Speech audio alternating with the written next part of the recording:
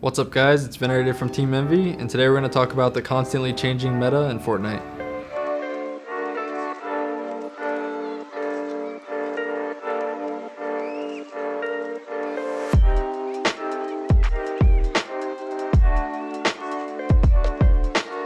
So in this video, we're going to talk about how this game is constantly changing, how they're constantly adding new items. Like as the game changes, you always want to keep adapting and like know what's coming.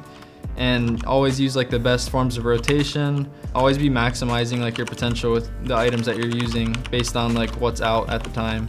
That's super important in this game. For example, when the ballers were out, if you weren't using a baller, like you were playing it wrong because they were broken. You know, whenever there's a really strong item out, you should use it as much as you can just to like get an edge over your opponents, because not everyone will probably do it. You should definitely like prioritize using the strongest items if you can.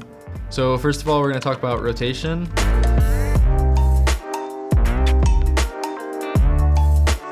And we're going to talk about the current rotation items that are in the game, which are shockwaves, launch pads, shield bubbles, and the Batman grappler. In trios, mainly launch pads and shockwaves were used for rotation, but you could also use shield bubbles on hoverboards.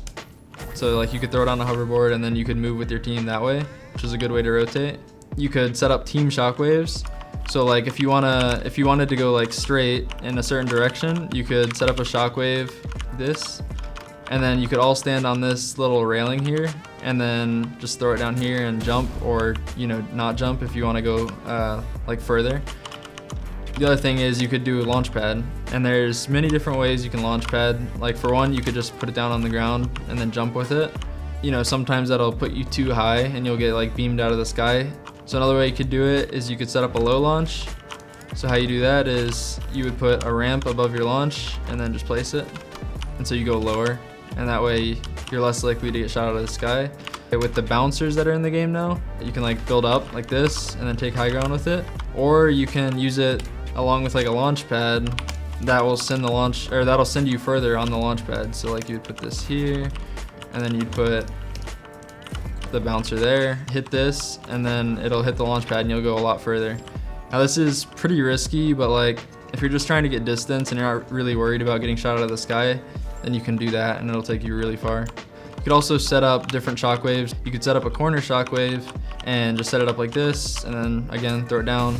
All of your teammates stand on that little railing and then you go flying. But yeah, those are like the main forms of rotation in trios. So in solos, I would say it's better to have a Batman grappler to rotate rather than shockwaves, because they take up the same amount of spots, but the grappler has 10 uses and then you can only hold 6 shockwaves. And since you're not with a team, you don't need to like use a shockwave to send all 3 of your teammates flying. You can just use the Batman grappler and go by yourself. All right, so another item we have is the nade. If you're at the perfect range, you can throw them at like the perfect trajectory where they like blow up right on your enemies. You have to be like on the same layer or one layer under the person or under the team. And if you go 68 meters away, you can perfectly throw the nade to where it like blows up right on them and they have no time to react. So that's like another thing that like if the game changes, they might not be in the game. If they're in the game, you have to watch out for this. So yeah, you go 68 meters away and then you put the marker like on the middle of their base. There's like a little little that goes up into the air. You want to look like 80% up the line. So like if the bottom is 0% and the top is 100%, you want to look like 80%. So that's about here. And then you just throw them. And then if you split them up between your teammates and each of them have 3, then all of them blow up on the same point and then they all die like instantly. It's pretty crazy. Yeah, so that's just another thing. Like if that's in the game, you have to watch out for it. If it's not, then great.